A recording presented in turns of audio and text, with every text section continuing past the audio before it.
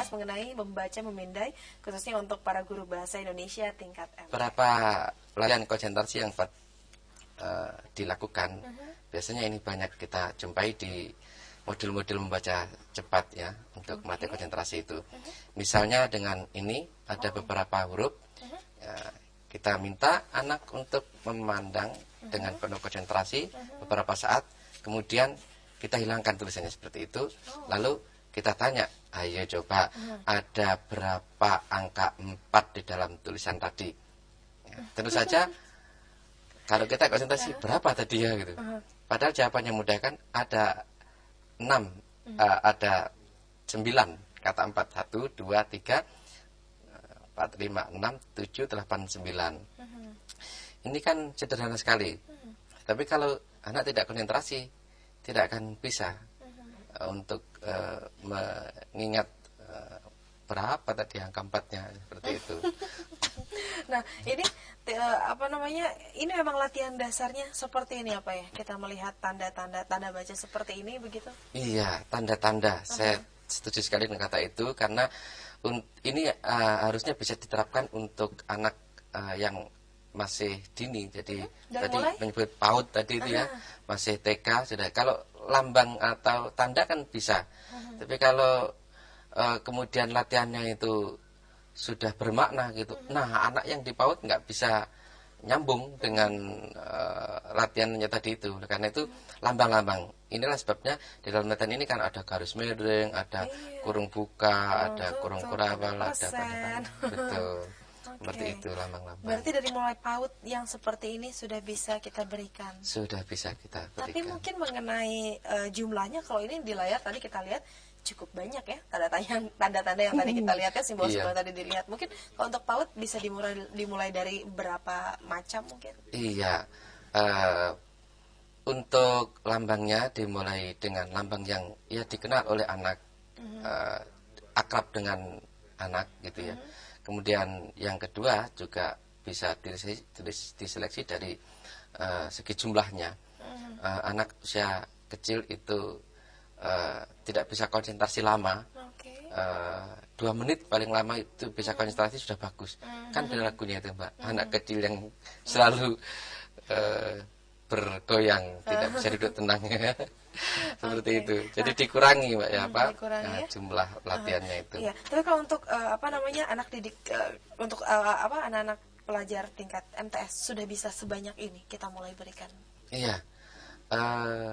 Mulai MTS saya kira aliyah dan juga SMA umum juga berlaku untuk ini. Jadi makin tinggi levelnya, tingkat pendidikannya juga bisa kita tambah dengan tandanya yang sudah mulai agak abstrak dan juga jumlahnya yang relatif banyak. Karena asumsi kita ialah bahwa untuk usia SMP, SMA itu sudah bisa berkonsentrasi. Sehingga kalau hanya 4 hari seperti ini rasanya terlalu kecil sekali latihannya. Seperti itu.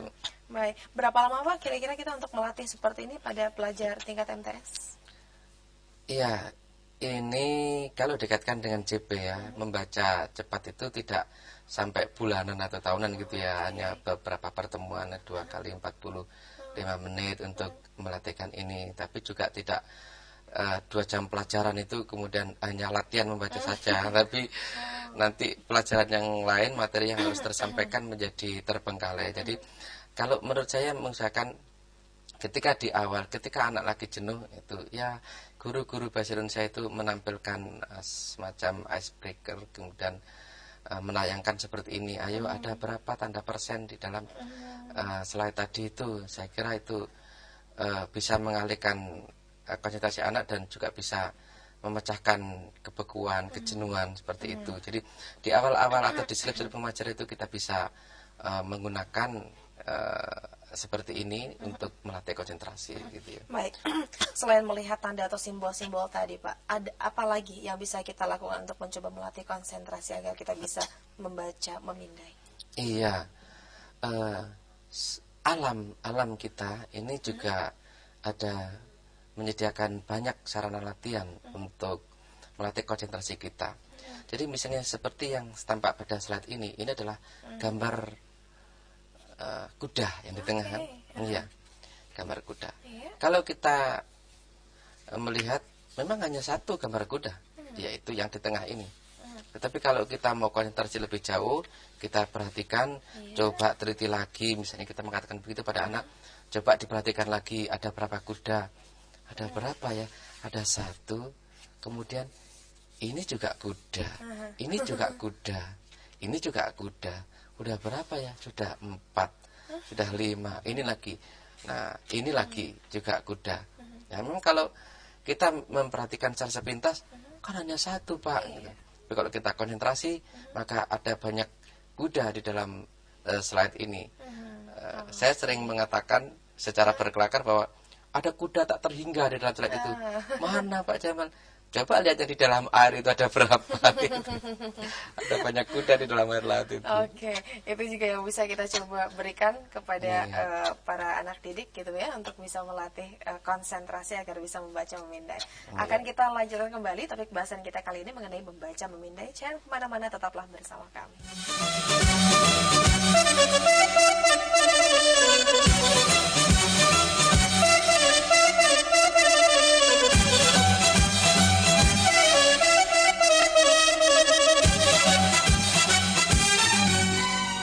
Larasati Nur Rahma masih terus bersama Anda dalam Diklat Jarak Jauh bersama Balai Diklat Keagamaan Surabaya. Saya masih terus bersama Bapak Jamal dan kita juga masih membahas mengenai membaca memindai. Tentu saja dalam mata Diklat Bahasa Indonesia untuk para guru tingkat MTS. Silakan di 0800 140 3046 untuk Anda pemirsa yang mungkin masih memiliki pertanyaan seputar topik bahasan kita kali ini, membaca memindai.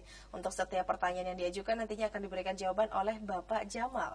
Baik Pak Jamal, tadi terakhir kita membahas mengenai bagaimana caranya untuk kita bisa belajar membaca memindai. Yang pertama adalah konsentrasi, fiksasi, persepsi. Konsentrasi tadi sudah dibahas seperti apa, bagaimana caranya untuk kita bisa melatih konsentrasi kita. Nah, yang kedua nih, fiksasi, apa dan bagaimana nih nanti caranya Pak? Iya, untuk latihan berlatih membaca cepat ini, yang kedua itu fiksasi. Fiksasi ini teknik untuk melatih mata agar terbiasa bergerak lincah, meluncur dengan cepat dari baris ke baris, dengan lompatan-lompatan yang lebar. Bukan kata per kata, tapi per kelompok kata, atau yang dikenal dengan frase. Kalau kita tidak lincah mata ketika membaca, maka kita tidak bisa membaca dengan cepat. Kalau kita ibaratkan seperti ini teropong kuda, maka di bagian luar tidak akan bisa dibaca. Nah, membaca cepat itu bola mata ini harus bergerak dengan lincah, bukan kepalanya yang begini-begini. Nah, kadang seperti itu.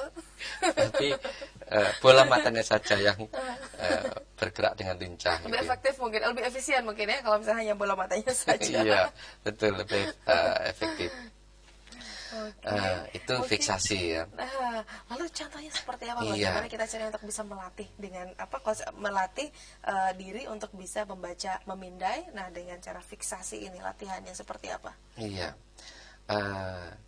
Di dalam model-model membaca biasanya kita temukan seperti ini, ada huruf abjad ya, yang diacak seperti ini. Ya, kemudian supaya mata kita mata terlatih itu bisa bergerak dengan lincah. Nah, kita minta untuk menghubungkan antara huruf A ke B ke C dan seterusnya hingga Z, dan pelatih hendaknya mengukur waktu itu. Jadi yang bisa cepat selesai dari A sampai Z teriak yes begitu, sehingga ada semacam ungkapan rasa bahagia sudah selesai gitu, dan sekaligus juga sebagai apresiasi. Terus membahas mengenai membaca memindai. Jangan kemana-mana, setelah jeda berikut ini kami akan segera kembali lagi.